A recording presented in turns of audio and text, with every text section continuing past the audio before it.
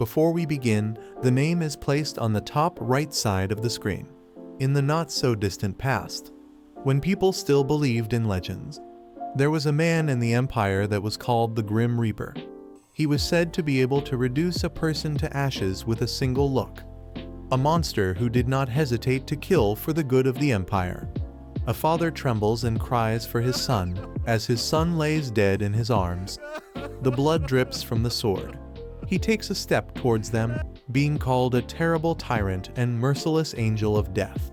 The father calls out to him and questions why and what in God's name did they do for him to be so cruel. The Empire called this monster Chiron, Archduke Chiron, Lord of Triton. The father cries in pain as he questions a rebellion. He mentions that he is aware perfectly well that they are involved in no such thing, and they have been framed.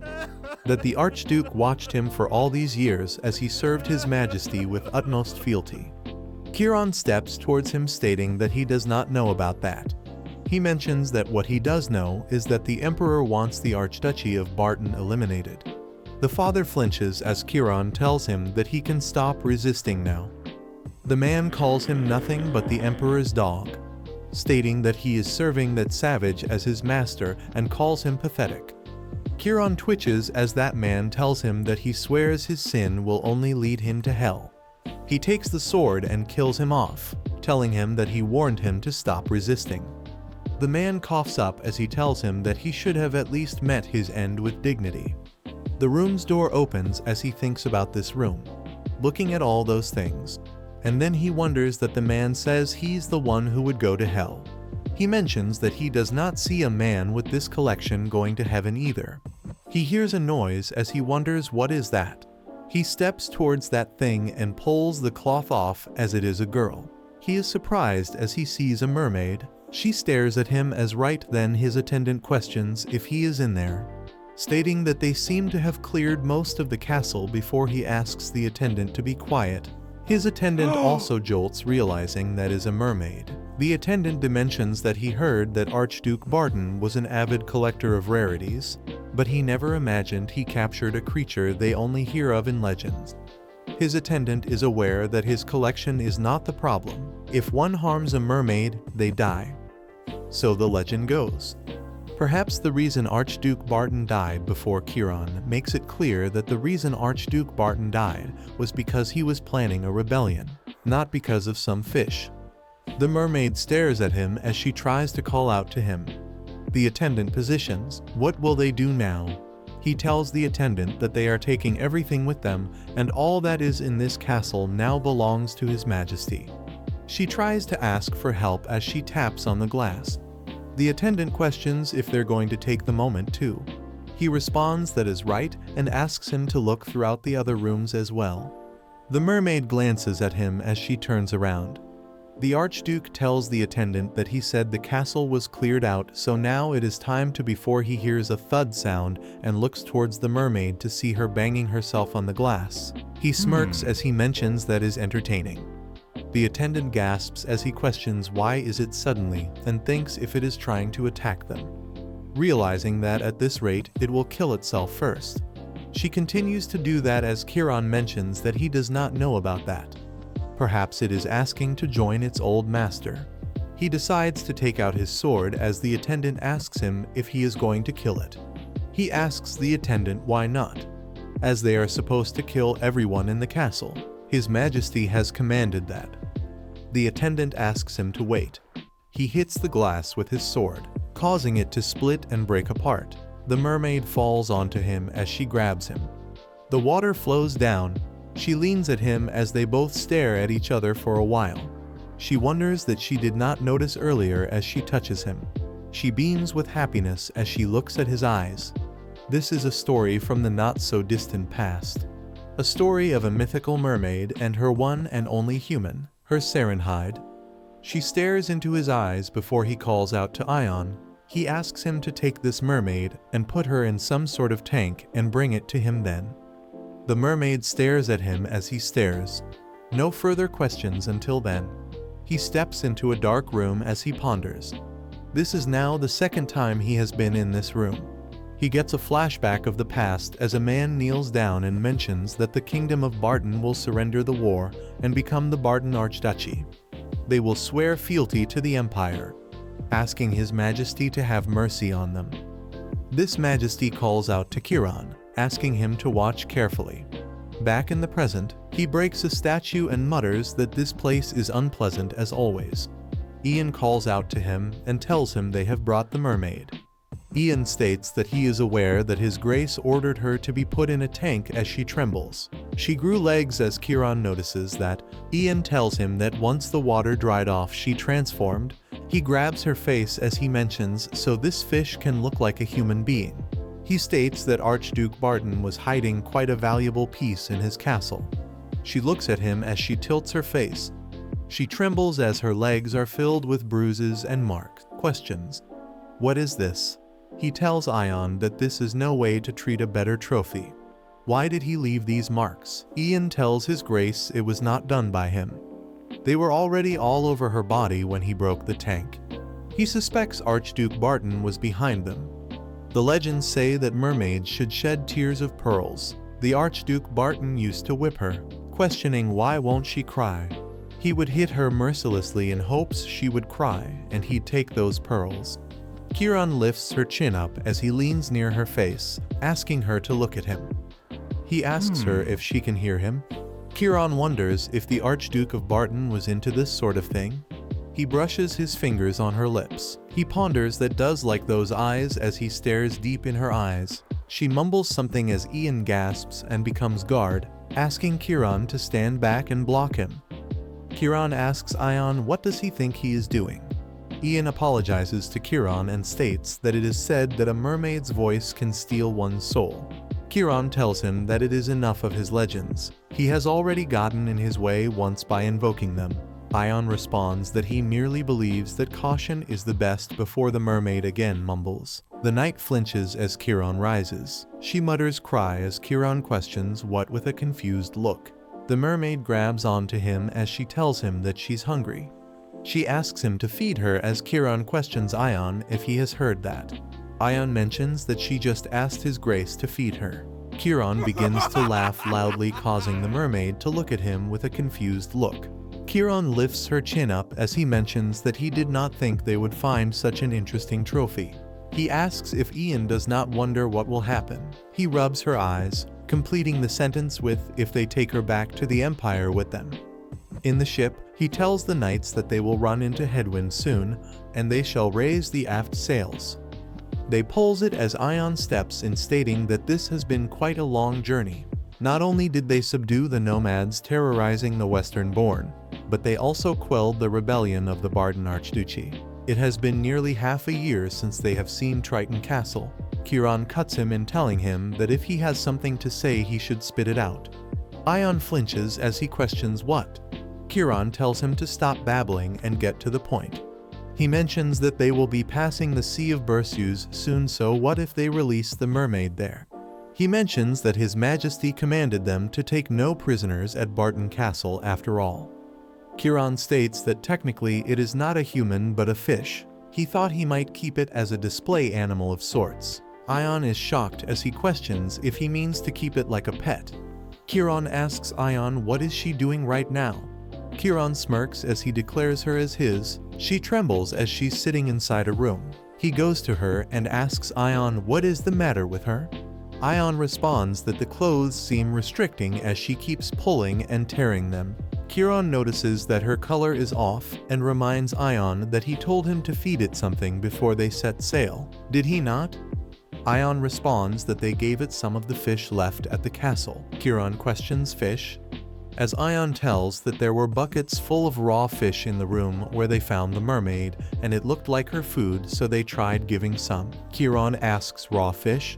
He kneels as he supposes that a mermaid would not eat soup or fried food. She looks at him as he asks her to stay still. She flinches as he presses his fingers on her lips.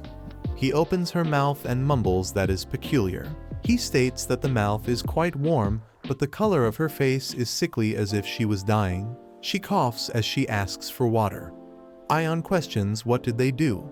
He asks should not they release it into the ocean before it is too late. She again asks for water as Chiron looks at Ion and asks him what is he waiting for, telling him that she is asking for water. Ion states that they did try giving her water in case she was thirsty, but she would not drink even when they left it in front of her. Chiron snatches the bottle of water and reminds Ion that she is a mermaid, so she has other needs outside drinking. Ion is confused before Chiron splashes the water on her. They then stare at her to see her reaction as she seems to become better. Chiron questions how is that? He questions if she feels better. She tries to thank him before he turns around and instructs Ion to call the third mate and have him keep an eye on her and call him once she is better. He steps away as she wishes for him to not go, asking him to stay as she grabs her leg. He turns to look at her trying to get to him. He tells her he does not wish to take on an animal that is so needy. He gets down on one knee as she touches his lips. He is confused as he asks what the devil she is before she tells him to not go. She loses conscious and slips as she falls on his arms. She pants as he wonders what on earth is going on. The other mermaid had told her that she must get rid of him before she fall asleep. You'll see what they mean when she meets her Serenhide. She thought about what they meant. She does not think she understands even now. She is aware that she is simply in search of her Serenhide, who will forever live in her memory. If only she can meet her Serenhide and bear the prettiest little mermaid child. But then she was kidnapped. The humans were excited that they had caught a legendary mermaid. Just as she comes back to her senses, she finds herself in a bathtub, back in her mermaid form. She wonders what is this? She ponders that this is the ocean, and she has finally returned to the ocean, and she thinks she will make it until she jolts, finding Chiron standing there telling her that her tail is back. She gasps as she realizes he is that human from before. She flaps around her tail as she ponders if she can ask if he gathered this water earlier and just now for her. She then wonders what did she do, realizing that she wants to thank him, but she does not know how to do that in the human tongue. He steps towards her as he asks her if she is feeling better now. He tells her it seems that having Ian work so hard to draw water from the ocean in here was worth it. He touches her forehead. He sighs, wondering if she even understands him. He sits next to her. He thinks about what Ian said before, that if one harms a mermaid, they die. That is how the legend goes. He looks at her and thinks that she looks far too dopey to cast such a curse. She looks at herself in the water as she begins to splash it with her hands. He takes the dagger out, causing her to get stunned as she pouts. She catches it as she ponders. She caught it. He asks her what is she doing as she giggles. She begins to play with it. When he was young, he was told that mermaids are very beautiful, but he must not be fooled by their appearance as they seduce men with their singing and show them illusions, stating that would turn any man insane, just like him now. He is reminded of that as he stares at her shockingly. She takes the dagger out of the cover and brushes her finger on it. He asks her to drop it. She does not listen to him as he repeats again. She wonders the same thing before she ends up hurting herself with it. She screams before she begins to blow on her hand. She ponders that it hurts and thinks that it must be meant for inflicting pain. As he states upon their return, he is teaching her how to speak. Even a parrot would know more words. He passes by her as she thinks if he is leaving again. She wonders why is he leaving, thinking if it is because she is frustrating him because she cannot speak properly. She wishes for him to not go as she ponders that she will learn the best she can. She looks at his back as he leaves. She wishes for him to stay, but it is too late as he steps outside of the room. They reach the Empire. One of the knights asks the vice commander what is inside this carrier. He responds that he is afraid that he cannot respond to that as it is the commander's orders. He mentioned that it seems like everyone is still terrified by that. It is as if they are here to conquer them instead of returning home in victory. There's a rumor going around that if one looks his grace in the eyes, they will burn to ashes. Ion sighs and mentions that the late emperor is to thank for that. He played a part in giving his grace that image of the Empire's great Green Reaper. Ion glances towards the carriage before he tells Alas that it is just a little rumor and it will all be forgotten soon enough. so there is no need to worry. It also ponders that it will indeed be all right. Inside the carriage, she peeks around. A maid calls out to Anne and asks her where is she going. She responds that she had to stop by the kitchen for a moment. The maid asks why at this hour. Before she questions, it is her feeding time, right?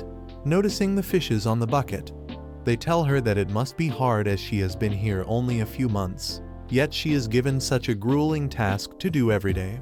She responds it is not that bad. Mentions that they have heard it all.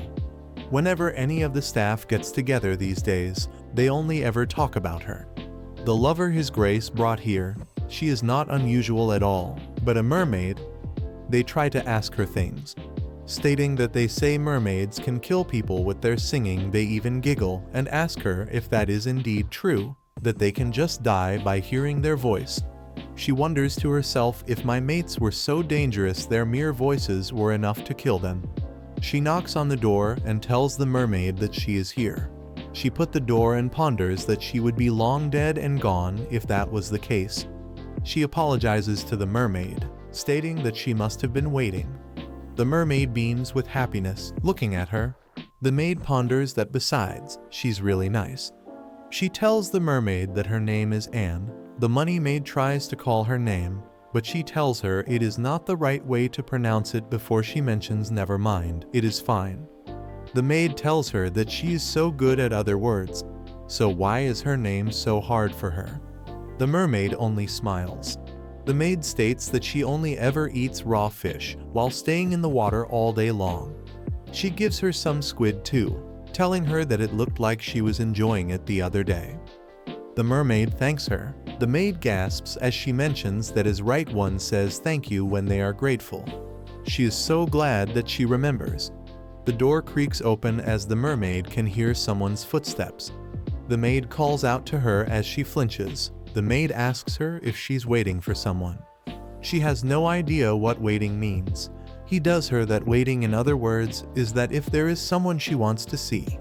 She ponders that, come to think of it, when Mermaid arrived, Ion used to come often to visit her for the first few months. The maid asks her if the mermaid is perhaps waiting for Ian.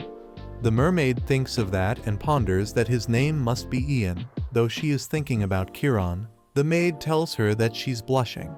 She questions what does she like so much about him.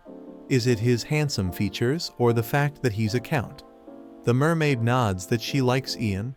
The maid pats her and tells her he does not even come to visit her lately. So why does she like him so much?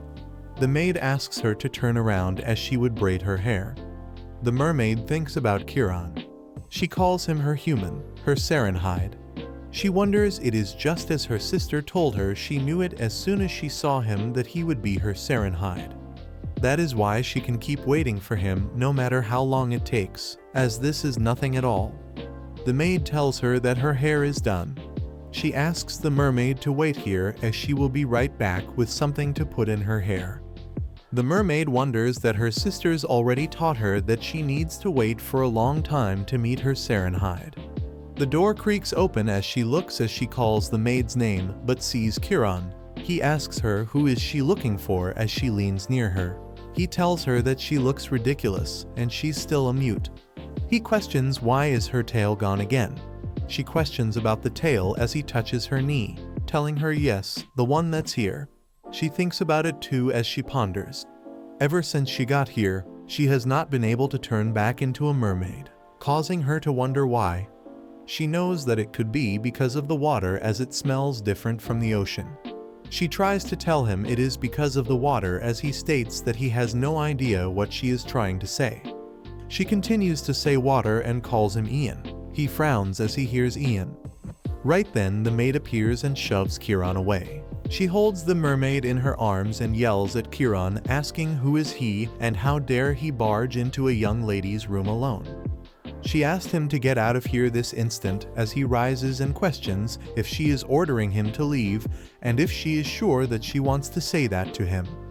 The maid still shouts at him, questioning what kind of madman would do that. She then suddenly flinches as she realizes it is His Grace.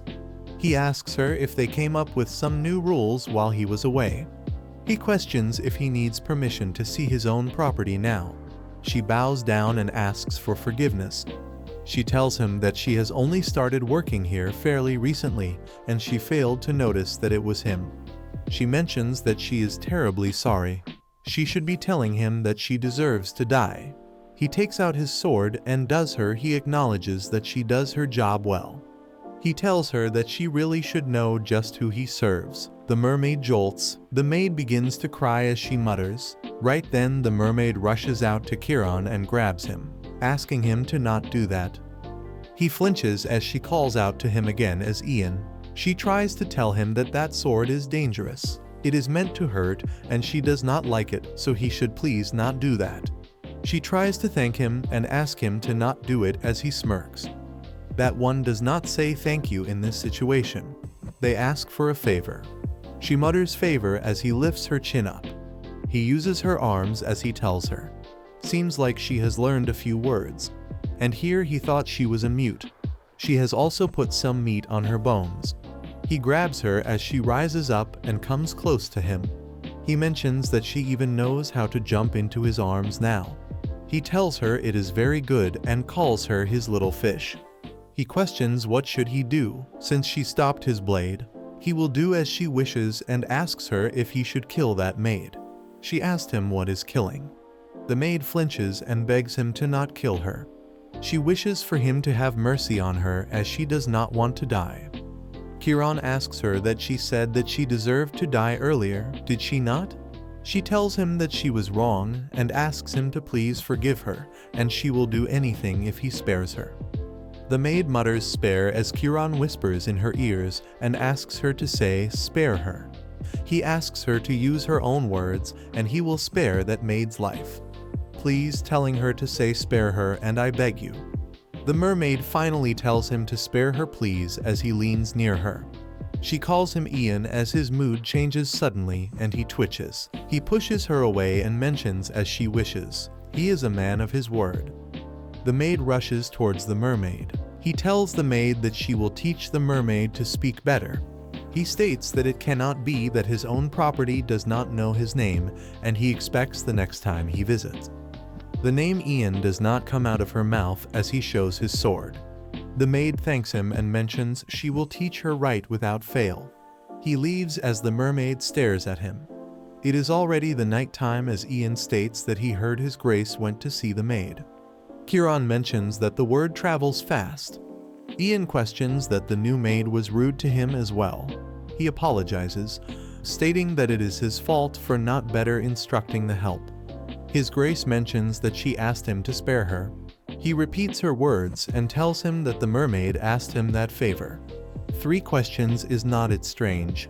Nothing is more irritating than watching someone resort to the deepest depths of indignity to try and survive.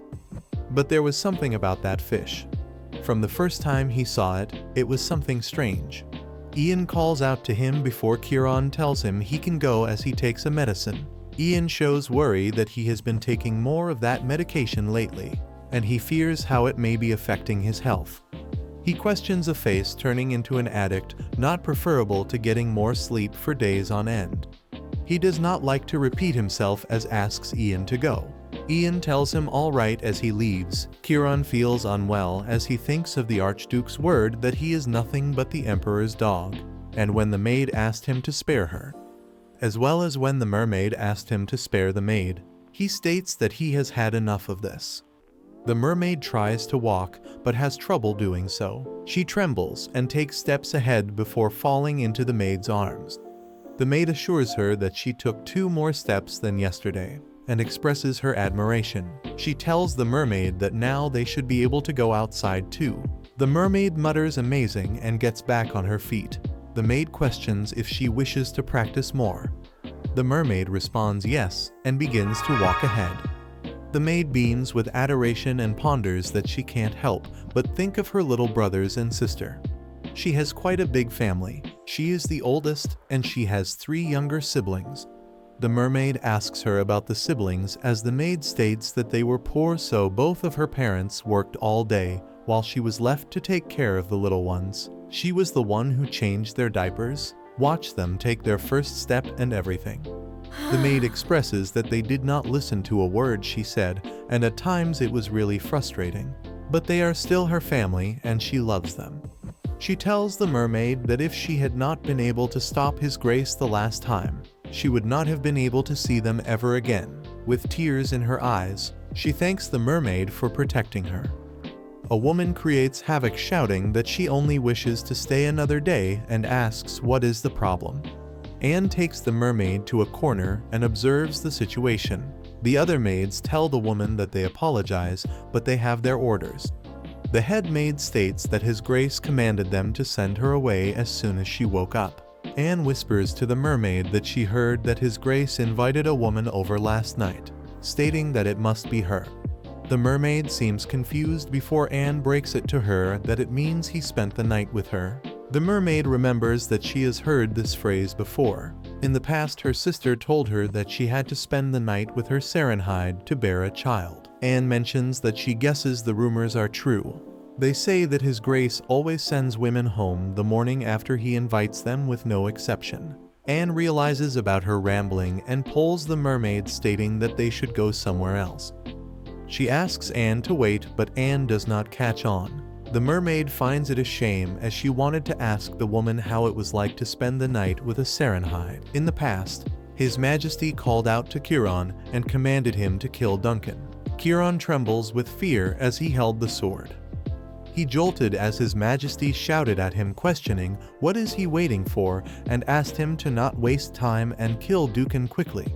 With tears dropping from his eyes, Chiron expressed that Duncan is his teacher. He could not hold back his tears as His Majesty glared at him, stating that this man is no longer his teacher, but he is a traitor who tried to kill them all but selling information to the enemy. Chiron told His Majesty that there might have been some misunderstanding and pleaded to him to not let him be killed. His Majesty slapped Chiron and questioned when will his little brother turn into a proper member of the imperial family. Chiron panted with fear before His Majesty told him that his emperor commands him to either kill Duncan or kill himself. He pointed at Chiron and made it clear that this is where he proves himself to him, and questioned if he believes that he still has a choice. Chiron could not hold back his tears as he looked at Duncan, and asked him that it's not true, is it? Stating that he isn't a traitor, right? He mentions that Duncan taught him for so many years, and he would not never toss that aside so easily, right? Duncan remained quiet before Chiron yelled at him to hurry up and reply, and so if that's the case, then he'd do whatever he could before Duncan asked him to listen to His Majesty's words. His Majesty asked him to go on and to not resist him, stating that a wrongdoer awaits his punishment. Chiron remembers Duncan's words when he used to teach Chiron. He told him that the sword is a ruler's cane, and he must always use it to walk towards his subject. It is not for the obsessive killing and the harming of others. He told Chiron that the reason he wields a blade should always be for the sake of his people. Chiron positioned the sword and killed Duncan. He suddenly flinches and wakes up. He rises and looks out the window to see the mermaid running around while giggling, causing him to be mesmerized in her smile. It's night time as a glass shatters on the ground. Chiron sighs and ponders that it's no use. He's aware that whatever he does, whatever medicine he takes, it is of no use. He knows that he'll always be like this as he gets the hallucination of Duncan crawling onto him. He then remembers the mermaid's smile, thinking that mermaids are very beautiful, but one must not be fooled by their appearance. They say that a mermaid's voice can steal your voice. Chiron mumbles that it may be preferable. Ian runs to Chiron with a worried look and questions what happened.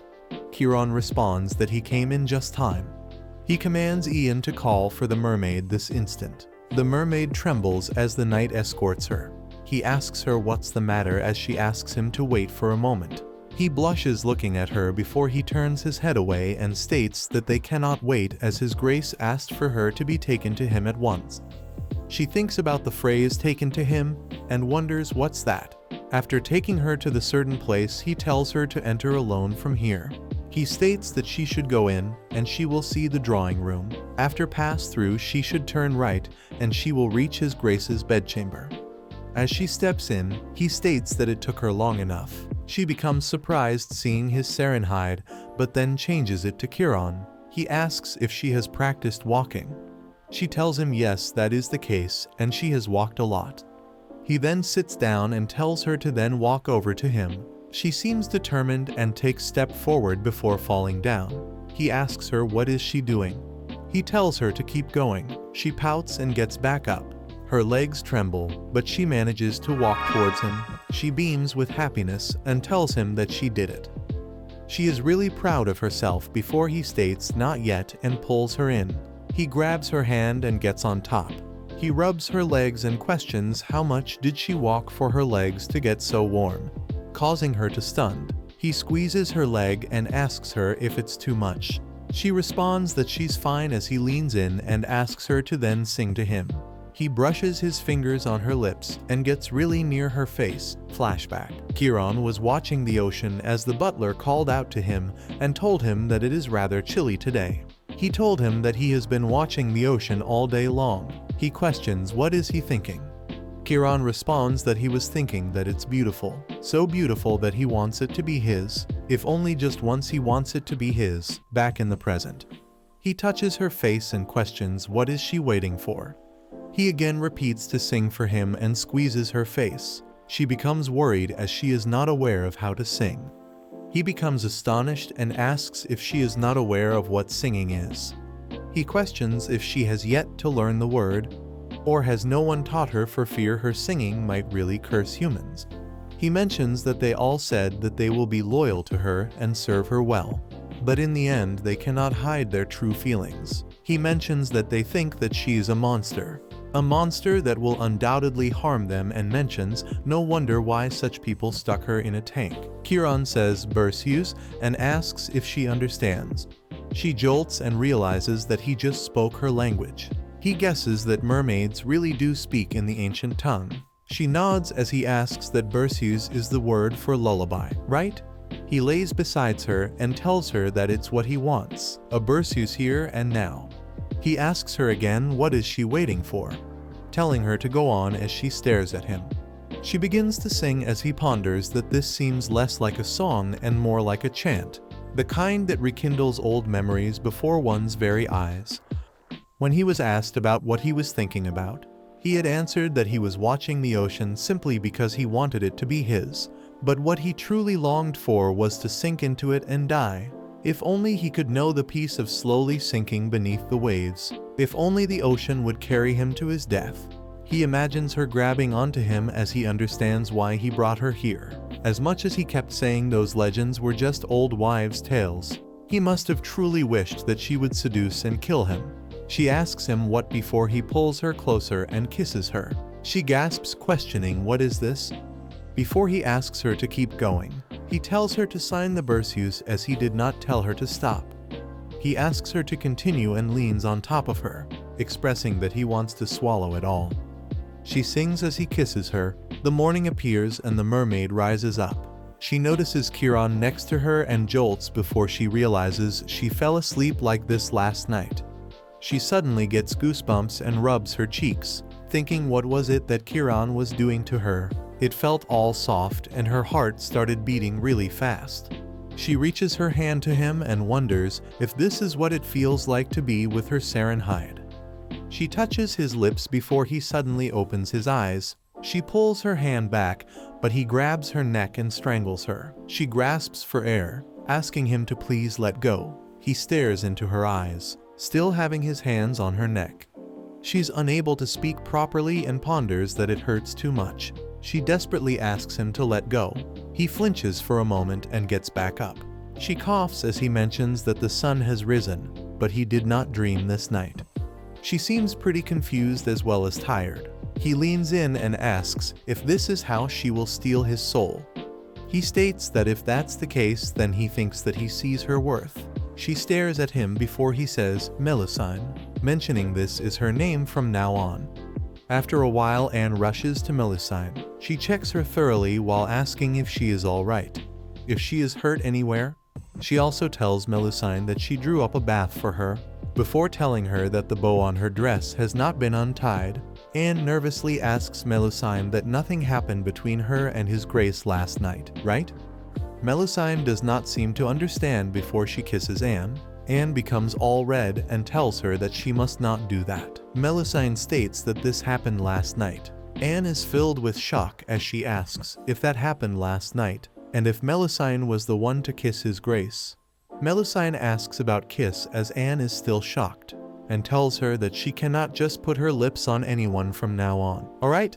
She also tells her that what she did is known as a kiss, and it's something very important and special, and one only does it with someone they really like. Melusine thinks about it as she wonders if that means Chiron considers her his mate as well. She also wonders if that could be the reason he gave her a name. She mutters her name, Melusine, causing Anne to ask her what is she saying. She responds that her name is Melusine. Anne questions if that is really the case. Melusine responds yes it is. Melusine ponders that she's so happy to be known as Melusine.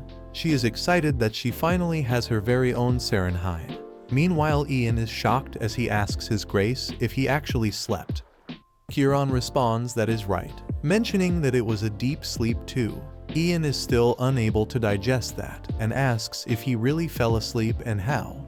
Chiron responds that he does not know. He ponders that for the past 5 years, ever since the late emperor passed away, he has not been able to get a good night's sleep, even with the aid of medicine. Ian asks if that was because of the mermaid, and questions if Chiron will then take her again to his room tonight. Chiron questions if he just came here at this hour to ask him that. He asks Ian what Marquess Hethnal has been up to as of late. Ian apologizes for taking time to reply. He states that Hethnal has doubled the number of soldiers on his marquisate since last year, and one can bet it will be triple at the end of this year. Excluding the nobles who were close to the late emperor, all the nobles in the palace and the capital have been contacted by him. Most of them have agreed to support him. Chiron states that the citation seems more dire than before. Ian agrees and questions if he shall send someone to the marquisate to investigate. Chiron responds that there is no need as he will see him in 2 months anyway, and asks Ian to just keep an eye on him in meantime. Ian responds that he understands. Chiron then calls Ian by his full name and questions if he is okay with this. Ian asks about what before Chiron responds that Ian is well aware of what he refers. Chiron stares at him and asks him if he is certain that he's ready to become a traitor along with him. His Grace mentions that he has repeatedly told him that there is no need for him to join the rebellion. He questions Ian that what is he trying to achieve by getting involved in this, telling him that he should be more cautious as he is his deputy commander and not a vassal. Ian tells his Grace that his will is his will and asks his Grace to please allow him to follow him until the end. His Grace tells Ian that he appreciates the sentiment and that he should leave now. Before leaving, he tells Chiron that if he needs, he can call the mermaid for him tonight as well. He thinks about that mermaid and is aware that she has some useful talents. He lights up a cigarette and wonders how many times must he listen to that song before he can fall asleep forever. Meanwhile, the guard informs them that his Grace has asked him to bring the mermaid. Anne tells the mermaid that she was right, was not she? She knew that his Grace would call for her again today. She tells Melusine that his Highness will surely be pleased, and finds it good that she got ready in advance. Melusine does not know what pleased means. Anne tells her to be careful on her way as Melusine leaves. The guard tells her to watch out. Anne ponders that even the soldier is treating Miss Mermaid more gently than before, being aware that even though she has spent several nights with his Grace, she is still in the castle. And this is the first time something like this has happened. Anne ponders that his Grace must think of her as special. Melusine steps in the room and realizes it is so dark that she cannot see anything. She wonders about his Grace as he stands behind her. He suddenly grabs her from behind and wraps her arms around her waist. He calls out her name and tells her that she's late. He notices a necklace on her and asks her what is this. He tells her that today she has won a lot of useless stuff. She's a bit taken aback as she ponders that his touch here makes her nervous. She trembles as she asks him to wait a moment. He tells her that she looks uncomfortable and questions if he should help her. He pulls away her necklace. He wraps her around him and tells her that her scent is gone, mentioning that the maid did something unnecessary. He calls out her name. She looks at him as he questions if she should not just take off these clothes. She does not know what it means to take off. She asks him how could she take it off. He asks her if she does not even know how to take off her clothes. He tells her that he thinks he mentioned it before, but he does not wish to take on an animal that requires a lot of work. He pulls away the dress as she becomes startled. He tells her that he cannot believe she is embarrassed now. She begins to beam with joy as she tells him it is so comfortable and thanks him. He cannot believe that she is being happy or something like this. He tells her that if she's really thankful before he grabs her and pulls her near him. He tells her then she should do her job and sing the Berceuse. She stares at him for a while. The sun is already up as she opens her eyes. She notices that the sun is already rising. She thinks that although it is nice that His Grace is with her everyday distaste, but like last time because he has not given her a kiss again. So it is disappointing because it felt nice to her. She also thinks that since they are really spending the night together, she guesses that she will soon have a mermaid baby that looks like Sarenhide. She hopes that it happens quickly because Sarenhide has such a beautiful nose and eyes. She kisses him on his forehead. She finds him really pretty. Right then she notices that he opens her eyes and she backs away. He grabs her by the arm and asks her if she knew how to do something like this. He places his hand on the back of her head and pulls her closer to kiss her. He passionately kisses her before she turns her head to breathe. He asks her to breathe through her nose. He states that is why she has been rubbing lips all this while. She's confused. He asks her to relax her lips properly since he will show her the way properly. He kisses her once again. After a while in the garden, Melusine is looking at the flowers when she's called by Anne. Anne tells her that she needs to wear shoes. Melusine responds that she does not like them as they're way too tight. Anne is dumbfounded as Melusine steps ahead. She notices that the flowers are blooming even more than usual. She remembers that Anne even told her their names before. She remembers Phaedra's but does not seem to know the other ones. His Grace appears and asks her if she's out in the garden today. She notices a butterfly that sits on his fingers. She mistakes it for a flower and asks for its name, stating that it is moving.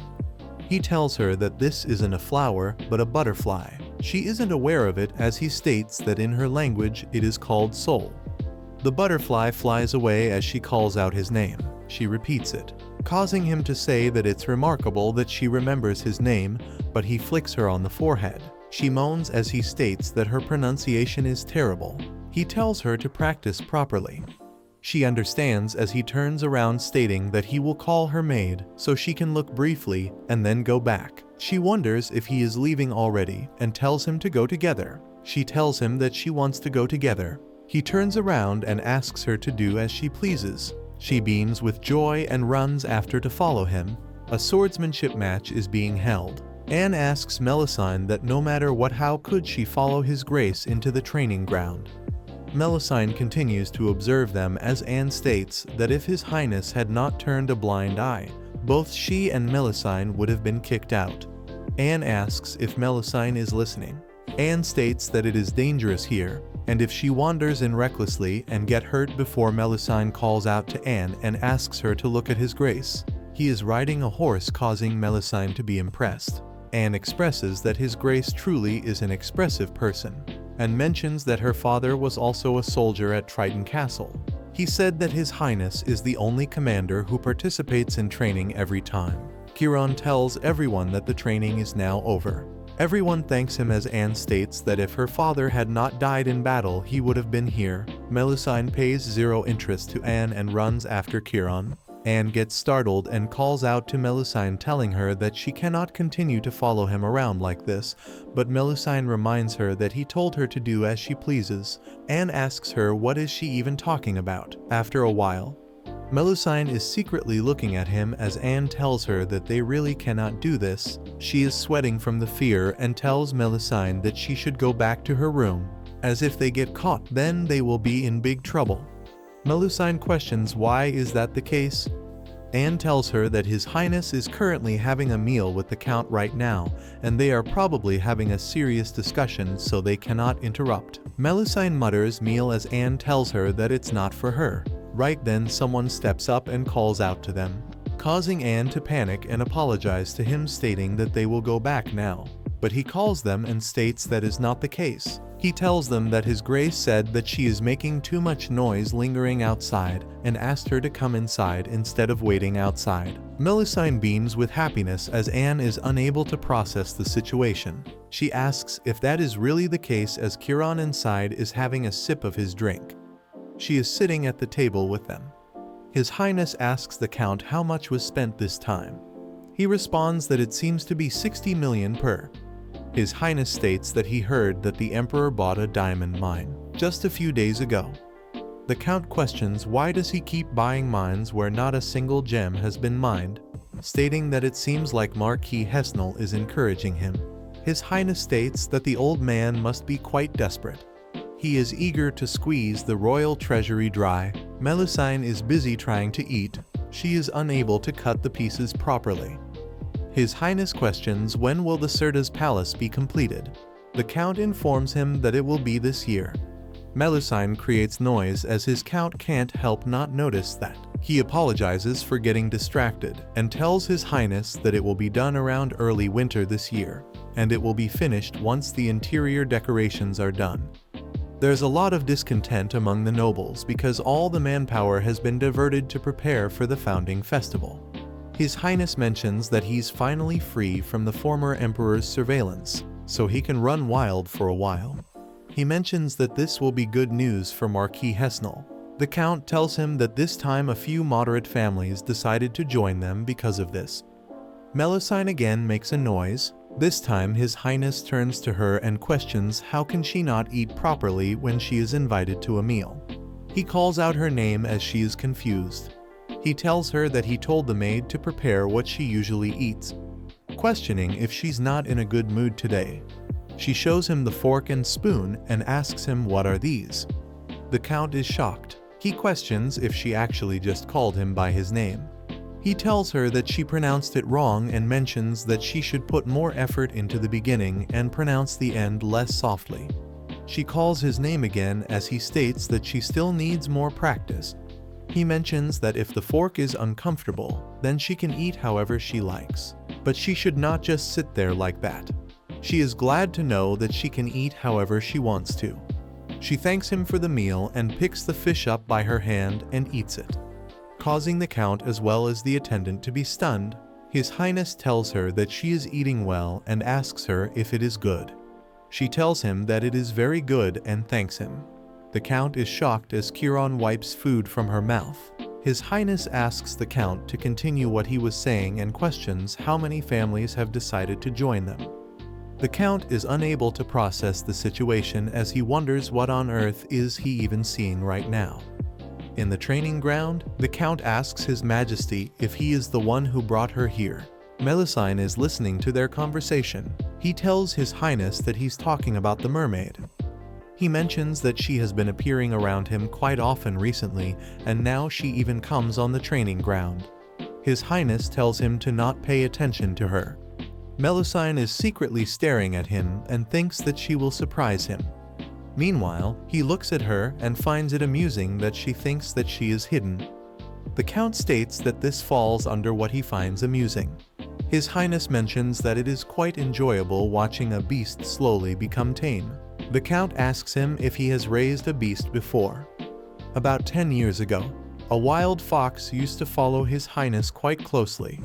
They would find it rare for a wild fox to follow a person, finding it fascinating. His Highness would find it annoying that it was following him all the time. He was told that even if he says that, they knew that he was bringing the fox into his room every night, telling him that if he really intends to keep it that he should give it a name, so that it does not get lost.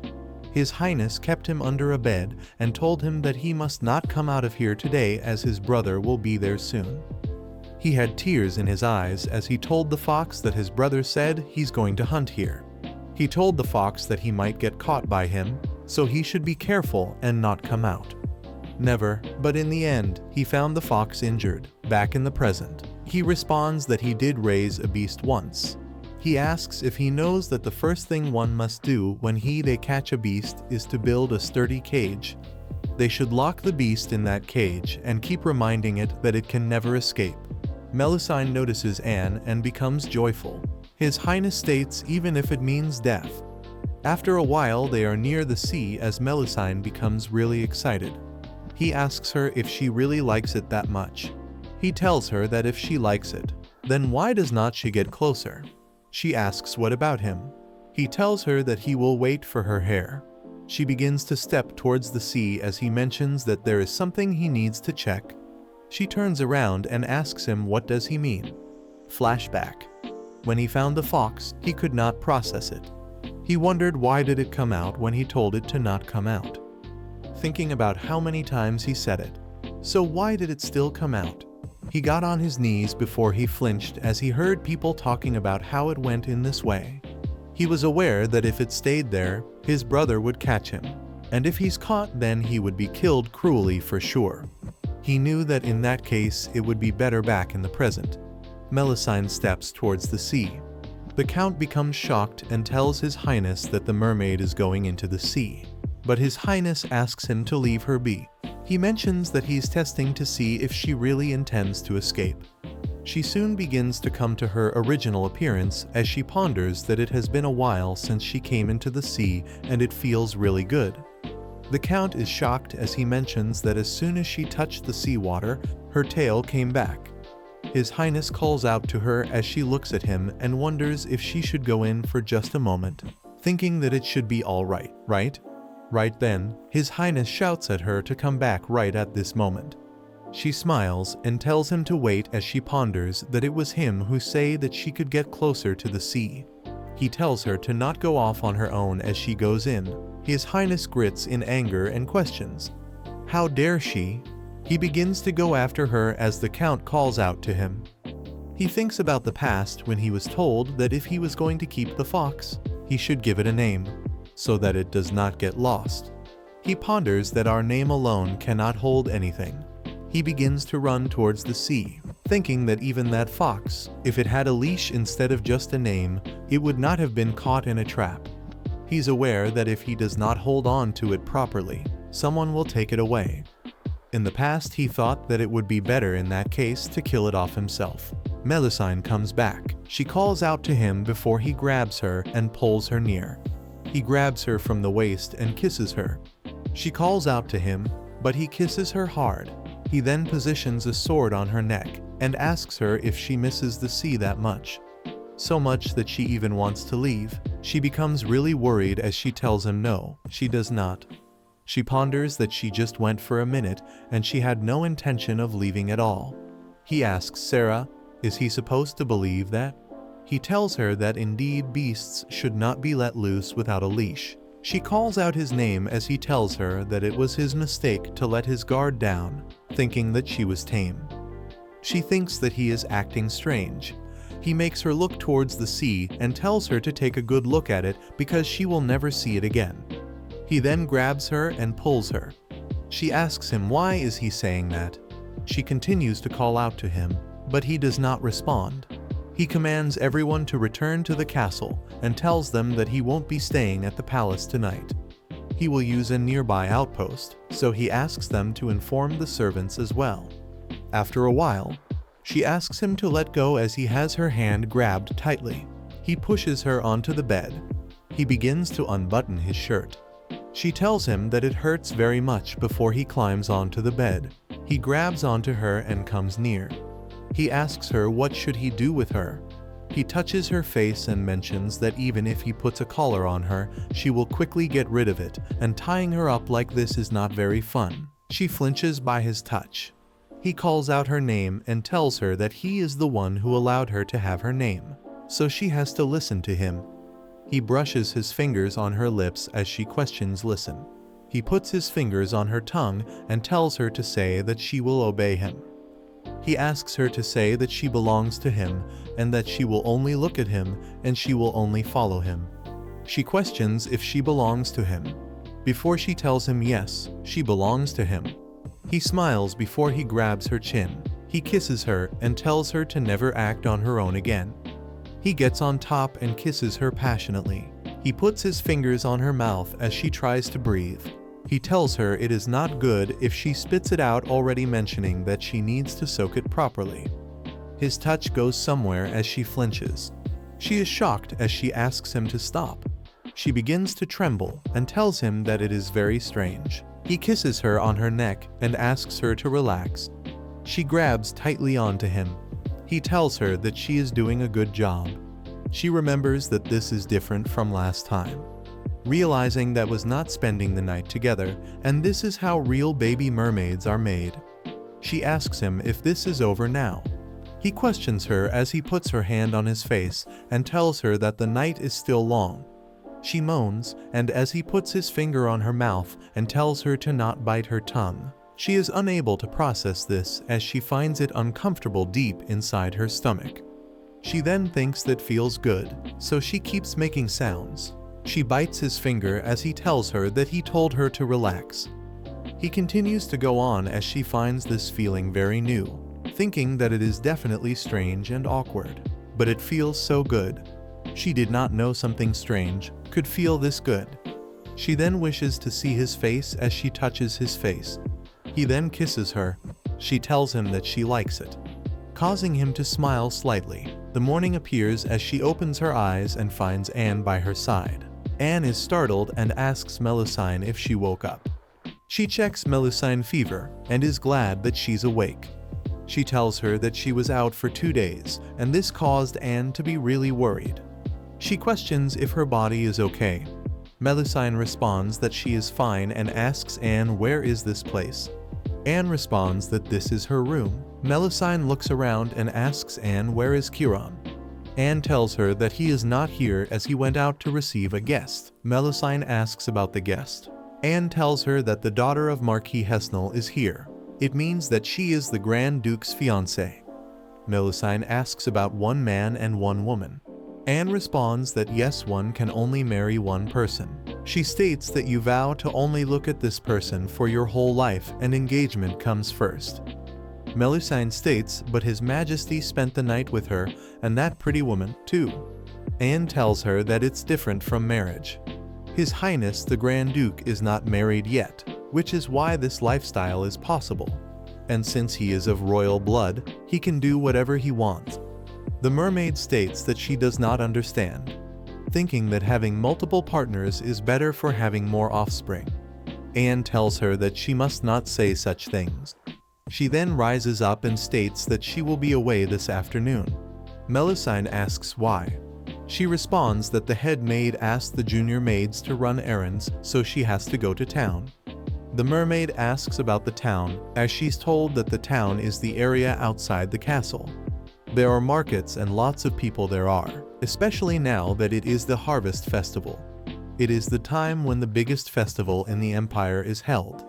There are lots of interesting things, and there are also performances and so on. The mermaid becomes excited as she mentions that she wants to go too. But she's told that she must rest in her room until today. She begins to have tears in her eyes, thinking why cannot she, seeing this Anne feels sad. But still she cannot help it. Outside the maid asks Anne if it is okay for them to go with them. She just wants that she got permission from Count Luthern. The mermaid really wants to go. She cannot walk far, so it should be okay. Melusine asks Anne about things. Anne responds that is a chicken. She also asks about birds and a shining octopus. Both of the maid asks her to get back in the carriage as they become worried. They have arrived at the place. Anne tells her that she will go to the store over there and will be right back, questioning if she can wait here alone. She responds that she can do that. Both of the maids ask the knight to take care of her as they are already exhausted. Don't worry, mate begins to roam around as she thinks that there are so many things that she does not see inside the castle. She thinks that Chiron's world has these sounds and smells too, and finds it fascinating. She then notices a sound and becomes shocked. Told that she should not be wandering around alone, she asks the knight to wait a moment. With a surprising look on her face, she ponders that there is no mistake and this song is from her sisters. She begins to run away trying to catch the sound. She thinks that her sisters are here. A woman is on the ground as she states that she is dying. The other question if it is that old woman again. Everyone tells one another to not get close as she might be sick. The woman states that even now she is waiting for her Serenhide and finds it sad. The mermaid calls out to her and asks her what is the matter, questioning if she's in pain. She becomes shocked as she looks at her and grabs onto her. Melusine asks her if she's not in pain but actually hungry. The woman responds yes, she is hungry, that she feels like she is dying and questions if she is her sister, asking Melusine to please save her. The mermaid smiles as the knight approaches her, telling her that this could be bad and they should get back to the carriage. The mermaid tells him to give her time as she looks for the fishes. She asks him to give these fishes to her as her sister is very hungry. Ask her what does she mean by sister and why fish all of a sudden. She takes those fishes and thanks him and runs towards that woman. A carriage stops and the man yells at the woman, questioning what kind of crazy woman is this, asking them to get out of the way. The mermaid asks him to wait a moment, stating that the old woman just is hungry and has to eat.